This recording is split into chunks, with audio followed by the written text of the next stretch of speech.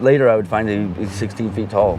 Yeah, I've seen a gray, and it would just it goes flash, flash, flash. You got X, and then you have the sideways X. You look like Jim Morrison.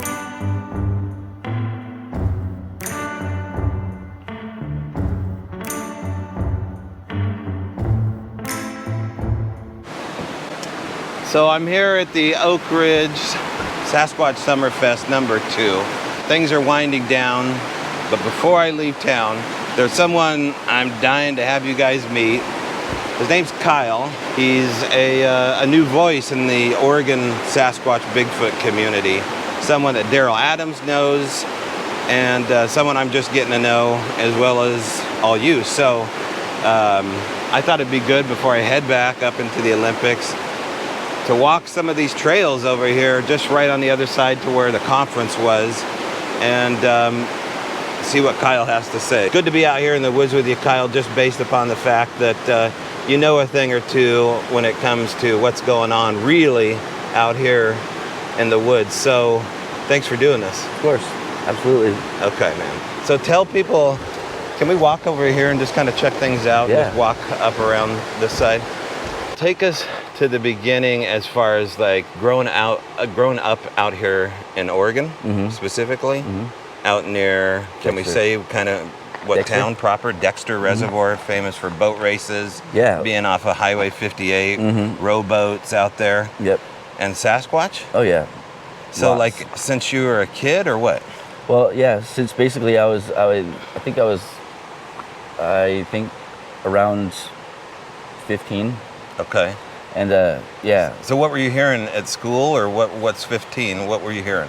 Oh, me and my dad have always thought Bigfoot was, real, but it was always like some big monster way away. It was Right. But then I had that encounter in the woods where me and my friends saw two different ones at the same time, and after that, it was I figured, I live in Dexter. There's mountains right around my house. Yeah. Why couldn't they be at right here? So I got the idea to start taking food from the church and taking it up on the hill that was right, like, a 5-minute walk from my house, leaving food there. And once they started taking the food, then they started following me to my house. Okay, so let's go back to you and your friend. You say you and your friend had an experience. How old are you at that time, and what are the circumstances? What's going on? We used to I mushroom pick a lot out here. Like chanterelles and all that? Chanterelles and hedgehogs and all that. Okay. And we were doing that, and this one just was like, had a hold of this old cut stump, and it was just like hugging it, and it started doing this back and forth motion, really, like it was, I don't know if it was trying to rip it out of the ground or if it was just trying to like do some weird movement at us. How far away? It was probably like from here to that big tree over there, like sideways cedar. Like full on daylight sighting? Yeah. Okay. And once I saw that, it hit me in a way of like, okay, now I know Bigfoot is definitely like right here. So if it can be right here, why can't it be right where I'm living? Okay. So that's what. And what area are you mushroom picking? This was Portland Creek. Okay. Which is right up Fall Creek. Oh, Fall Creek Reservoir. Yeah. Okay. All right. So how old are you at that time again? About 15 or 16. Okay. Yeah. So things started when you're a teenager. Yeah. You get your driver's license, and now you can head out into the mountains and go check this out for yourself. Is that kind of what happened? Yeah. Well, yeah. I would go out in the mountains, but I also had, I figured that if they were out in the mountains, I live in the mountains pretty much in Dexter. Yeah. So they have to be right around where I live. Okay. So I would do walking around the block of my house. Dexter is a big, like 2-mile block, square block. And I would leave food on this mountain right here. It's Parvin Butte. Just go up there and leave food. Now, what kind of food are you leaving? All vegetables. All vegetables? Vegetables, fruit that they didn't want. It was like what people didn't want at the food box at the church. So I would leave that up there. And then I would go check it, every day, and it wouldn't be touched for like 3 days. They'd wait usually. So you have this sitting on a stump, or where? Just like a little cove that, like just a little like indent in the ground. And the peanut butter was the interesting part, because I would leave the peanut butter and I would take a bite of it off a stick, and I'd put it back in there. And then when I would leave it, I would come back and I'd find the stick leaning up against the rock, but the peanut butter jar would be gone.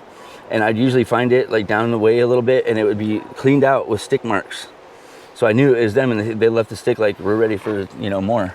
Any chance, just being the devil's advocate, that there's someone like a homeless guy or someone that's hoaxing you? Yeah, I mean, that's definitely a possibility. But I mean, it's just given the whole, like dynamic of it, the way that it would always wait 3 days. Oh, the 3 days. It would always wait 3 days. And I started leaving cameras down there and filming up the hillside, kind of like this. It was like a hillside that went up, and you could see through the brush.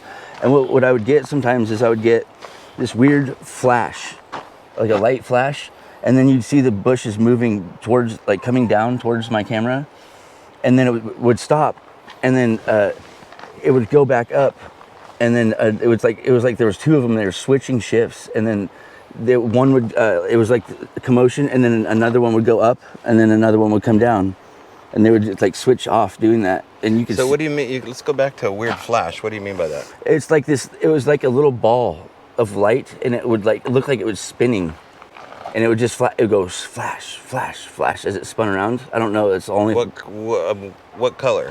White. Okay. And always white? Yeah. But that's the best way I could describe that thing is like a spinning little orb. Oh, and then, so that's when I started walking out further up to the railroad tracks, because right in Dexter is railroad tracks. And I started walking those, and that place was super active, like all around there. And so that my buddy, like I said, he would tell me to if I saw something to keep my camera on it, he would walk towards it. And so one day we went walking down this little road. They make bulldozer roads right there on the side of the... And so we were walking down one of those roads, and we walked down it, then we turned around and we're walking back, and I decided to turn around and start, panning around with my camera, and I saw some movement down there, and I'm like, hey, you want to walk down there and check it out? So he walked down, and he's like, is this good enough? And he stopped, and I was like, there's a movement next to him, and I couldn't really figure out what it was. And so I filmed for a little bit, then we went back to the house, and when I watched back, it was like, what the hell? So I got the big male we walked right through a whole group of them, and the big male was the one coming towards us, which is the 16-foot tall one. I called him Jimbo because he looked like Jim Morrison, kind of like a lion person version of Jim Morrison. Oh, really? Yeah. He was walking, and so he was doing that thing with the bushes, right? And it would come up, and he would stop and look, and then he would go back down, and then you could just see the bushes traveling towards us. And my buddy stopped right next to him. And when my buddy stopped right next to him, he was like frozen in that pause where his face was showing, but my friend was right there. And so I was like, yeah, that's good, come on back. And so he walked, and then that went down. So once I watched the video back, I got that big one, which his eye and his nostril was like the size of my friend's upper body, like super big. And then down the way from him, there was a white one with a baby, and it was peeking out behind the tree, and it had its baby, like to showing what was going on. Then there was another one over here, and then the whole oak tree that they were by, the whole oak tree just went one time like that. Like, and oak trees don't move like that. You can't, like, oak trees are solid. Now, wait, I want to get into what you just described. So you're saying the face is how big on this one? As big as my friend's whole torso. And how tall? Oh, later I would find he's 16 feet tall. Okay. Do we have a name for this guy? I mean, are you nicknaming him? Nickname. I don't know. I asked some names, but they never have told me. I don't think. This is the one you call Jimbo? Yeah. Okay. So Jim Morrison is 16 foot tall. Yeah, Jimbo. With a size what? Size foot, like how big? Oh, I don't know. His foot was probably like, I don't know. I can't really. Did you see prints? Or see, that's the thing is I never really like looked for much. I would find them, but I was really never into prints like that much at first, so I really never paid attention much to those. But you'd see them on the forest floor, I found some really good ones. Because you had flour out. Yeah, those ones, yeah. Would Jimbo walk through the flour? No, I don't think it was him, because those ones I got were only like that. Okay. So maybe the juvies? Yeah, because there was 8 of them, and they're not all big. They weren't all big. Like, he would come, but the other ones weren't so big. They were little. Yeah. And I'm not sure if they can change their size. It seems like they can. Honestly, I know it sounds crazy, but it seems like they can like morph into each other. And like just go into a vibrational state and change. Because I've seen where it just looks like a pile of faces. You know, like, just a bunch of faces. Yeah, like they'll be like all morph into each other, and it's just like face, face, face, face. I've seen a lot of stuff. Have you seen that happen where they phase in and out? Yeah, I have a lot of times, and I didn't believe it at first when I heard about it, because I heard people talk about that kind of thing, and I always thought it was nuts. Because I was like, they're just physical things that are here that are that good. But then, you know, as you get deeper into it, you realize, how is something that good? There's no way. Because you are on top of your game with that, and there's still 18 steps ahead of you. What other kind of phenomena is happening around the property where you're seeing them? Are you also getting UFOs and poltergeist stuff? Are you getting the hitchhiker effect? Not until later. Like it was just, my sole focus was Bigfoot. That was it. But later on, I would find these tracks that were like, a pair that was like this big, like that big, and then I found a pair like that big, and they were like Bigfoot tracks, but 3 toes, like 3 spiked toes. That's it. What do you mean spiked? Like they were pointed, 3 of them. And so I would say that was Dogman. If I would, you know, I don't know what else would make like a pterodactyl. I don't know. I used to go and sit and just watch nature. And that's how you can start seeing things that, you know, most people would not even notice. You just sit and watch, and you just like let nature kind of do its thing, and you can see the shadows and everything with the light change, and you start learning. After doing that enough, you start learning when they're around. You can tell when they're around. There's that certain sound that sounds like a rain stick. Oh. Yeah, it sounds like a rain stick. What does that sound? It's, you know, a rain stick. I know that sound, but what does that mean? I don't. It just usually means that's how I can tell they're around. The growls. I would hear the growls all the time. The growls of, you know, those really deep growls that you hear. I can't even mimic it. It's like it's its own growl. But I would hear that all the time, and with your own ears. Yeah. Okay. And I would hear them yell from up there on the mountain too. You know, that roar. Right. Yeah. And so it got really, really active for a little while. Like I felt like they had picked me for something, but I didn't know what. I thought they wanted to kill me. I don't know why, but I just got that scared. You know, there's a feeling they put off where it feels like they're gonna kill you, like you're gonna die. Like a dread response. Yeah, like a dread, stressed out. Yeah. And then I had mind speak one time, and I was in my trailer by myself, and I was watching TV, and I was kind of like, you know, getting in that state where you kind of fall asleep. Yeah. And all of a sudden, I saw the 8 of them standing there. One was in the front, and they were in a line back behind him. And I said, "What are you guys doing here?" And they said, "To watch you." And I said, "Why?" And they just walked away. And then I came to, but it was my own voice, but deeper, you know? Yeah. Like answering my own question. And I that's the only thing I could think of, is that was the mind speak. Now, some people say when they do telepathy or mind speak, not only do they do it in the dream state, which is just as real as like having a real experience, right? Like a very real dream, a lucid dream, where you can interact with them. Did you have those kind of things too? No, it was just they appeared in front of me, and I just asked them, "What are you guys doing here?" And then with my own voice but deeper, it answered back, "To watch you." And I was like, "But why?" And then they all just turned and started walking away, and I was like, whoa. And then I came to, and I like stood up, and I'm like, what in the hell was that about? Like that was something like that has never happened to me before. Like I wasn't fully asleep. It was just, I was in that like trance mode where you're about to fall asleep, and then that happened, and I woke up, and I'm like, okay. I stood up, and I was like, wow, that was something. I was like, that it was them obviously talking to me. Have you ever seen anything that you would describe as alien? Yeah, I've seen a gray. Nestled in the historic undertown of Port Townsend, Washington, discover Sacred Portal, your gateway to mystical exploration. Here you'll find curated crystals, unique gifts, metaphysical tools, workshops, and even personal astrology and tarot readings. Welcoming all, Sacred Portal inspires and elevates your spiritual journey. Step in to explore themed wonders, connect with your higher self, and embrace magic. More than a store, Sacred Portal is a destination for exploration, connection, and inner wisdom. There was this gray alien who stood up slowly, and he had a crown of hair around his head, and it was like an old man type of deal. But he slowly stood up, and he was like halfway cloaked, like you could see him, but you couldn't see, like you could see through him, kind of. Yeah. And then he stood up slowly, and it scared me enough to where I was like, I took a little picture of him, and I just got the hell out of there. Because I was like, all right, I'm not familiar with those, and I've not heard that they're like, I've heard lots of mixed things about gray aliens. Don't know if they're like. Like, what have you heard? I just heard that they're not nice, and I've heard that they'll get in your mind, and like, you know, they can really, I don't know. Do you think they're working with the Squatches? I definitely think they're all in the same type of deal. Okay. Because I actually have a friend who lives in Alaska, and he's there for half the year every year, and he was on the Discovery Channel because of the alien stuff going on with him up there. Like little stingray aliens that fly around here, and they form together and make these little alien figures.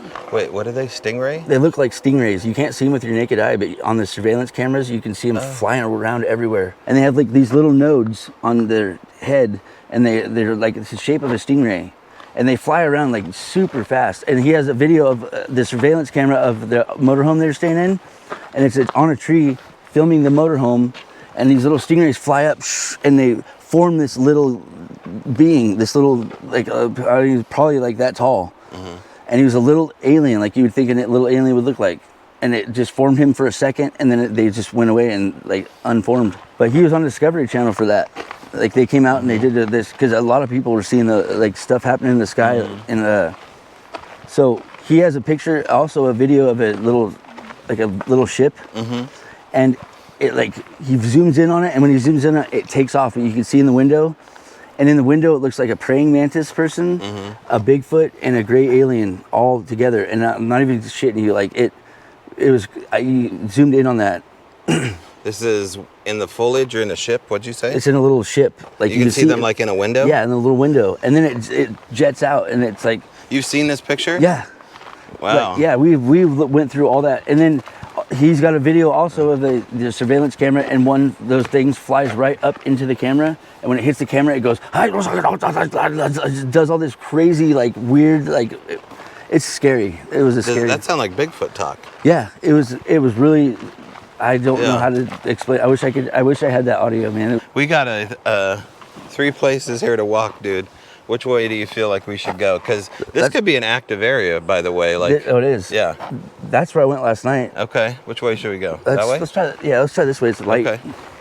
Okay. So that tree right there that's broken at the top. Okay. That one, and then right back here, there's one right there. And then one right there. See oh yeah, boom, boom. There's always 2 or 3. They're in 2s or 3s, and they're everywhere. You can guarantee if you see one broken, you'll see another one. See those 2 right there? I don't know if that's anything to do with it, but... Any guesses what that means?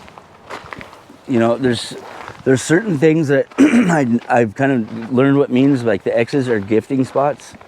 X's mean gifting spot. Okay. There's an X like this, and then there's a sideways X. Like, okay. You know, and the sideways X's I think are more Grab like... a stick and tell me what you mean by sideways X. Like, so you got, let's see right here. Like break that in half or something. Okay. So you got X, and then you have the sideways X. Like a cross almost? Yeah. And then the other one is more like an X. Yeah. I gotcha. Okay. And then there's ones that you'll see like leaned up against tree. A lot of you'll see a regular tree. Yeah. And you'll see one leaned perfectly up Let's against show them on the ground. Okay. So show them a sideways X. So a sideways X would be... Okay. Just like less of a cross. Yeah. And then a whole X would be like that. Like, like a cross or a T. A plus symbol. Mm-hmm. Gotcha. But then you'll see the ones that are like this, and this is a tree. Mm-hmm. You'll see another tree leaned up perfectly against that tree, like going up it perfectly. Mm-hmm. What other symbols have you seen with sticks? Oh, lots of like teepee like things with other sticks all the way around. And I believe that there's one that they use one base tree, and then they bend all these other trees down to that tree, and that means it's like a family symbol, I think, because usually, I believe that's what I got into runes for a little bit looking at these because I was trying to figure out what these symbols mean, because, you know, if you knew what those meant, then you can kind of use them because they're everywhere. I mean, it's almost like they leave them for people to see, but that people don't get it, which is understandable. How are you? Have you seen anything that you would describe as like? Careful, that's poison oak. Oh, that's poison oak right there. Oh yeah, leaves of 3. Let them be. Let's show people. I'm so allergic to this bullshit. So am I. I'll end up Ridiculous. in the emergency room with this crap. Like, all that is poison oak. We have all that. We have Devil's Club and we have nettles. Yeah. But this right here Sucks. is hell on earth, folks. Yes, it is. Careful. And that's just all of it right there. He's so scared for me. You're gonna tie your shoe. He's panicked. You're gonna tie your shoe and then get it. It's like, I swear it goes up my pee stream. Were you in the audience yesterday when M.K. Davis was doing his presentation? Because he got into the paranormal and was talking about how Sasquatch have orbs around them in some of these more famous videos, like the Freeman and the Gimlin stuff. Oh, really? And he was showing evidence of it by not just light leak, but balls of light pushing light forward. So you'd see the shadow effect, you'd see where the light is based upon a tree. And it's happening in all these really well-known videos. Have you seen orbs in proximity to Sasquatch, like walking with them, floating near them?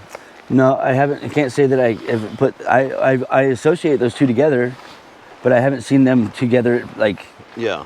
I do take pictures. I would take stills in the night with a flash, and sometimes there would be like I'd start out to be like 1 or 2 orbs, then I'd take another flash, be like hundreds and hundreds of orbs, and then I start to get that weird feeling after that something that they're around, and it just sometimes the feelings get really strange, to where you're unsettled.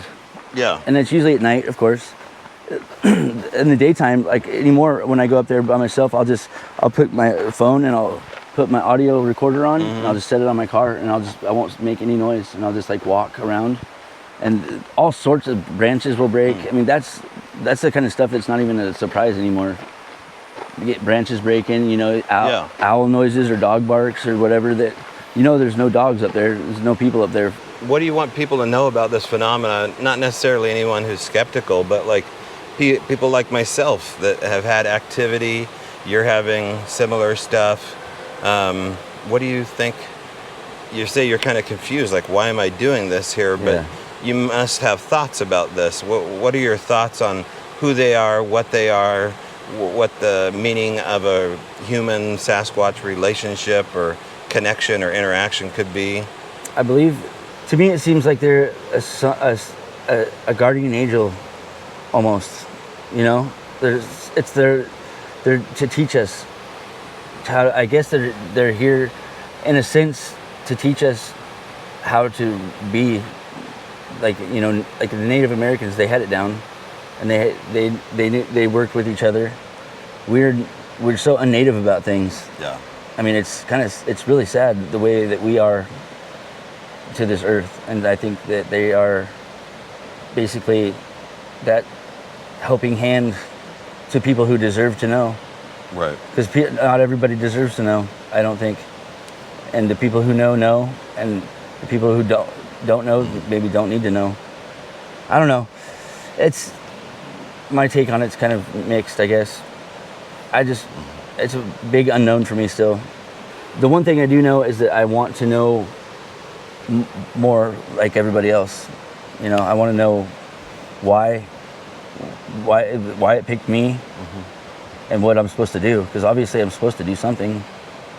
Let's say you're following Jimbo, and he walks into a portal, and he points his finger to you like, hey, coming?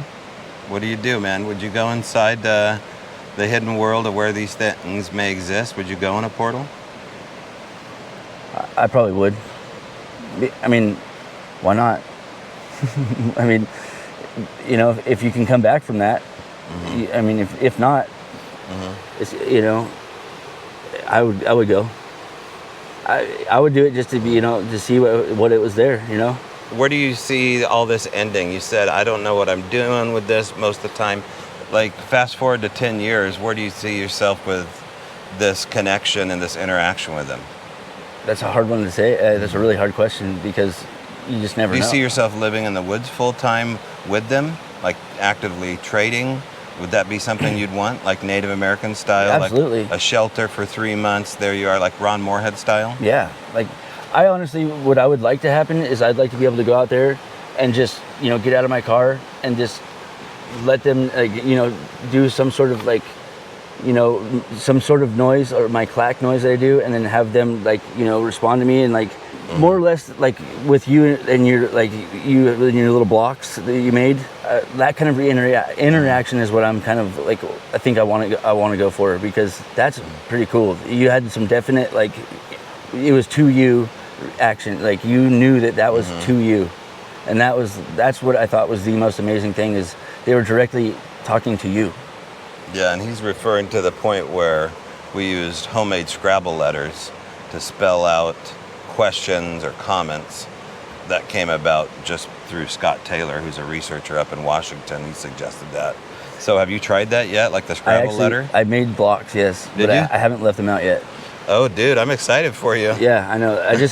See, I've been looking for a spot to do that. What I was kind of trying to do with Al Moon Lab and stuff was trying to find a spot where I felt like it was the spot that I could do that, because you know, any spot you find is someone's going to either find something, unless you go off the beaten path of quite a ways, or you just right. It just doesn't have the feel, you know. And I'm looking. I think the spot I've been going to is the answer all along, and I just haven't done that yet. But so, what's your first question going to be to them, or a comment? If I gave you some Scrabble letters today, and you could walk it out there, what would you ask, or what would you say? Maybe I'd ask them, "What's your name?" Probably would be the first question. Kyle, I appreciate you doing this, man. I'm going to let Kyle go. I'm headed north. Thanks again, Kyle. Thank you.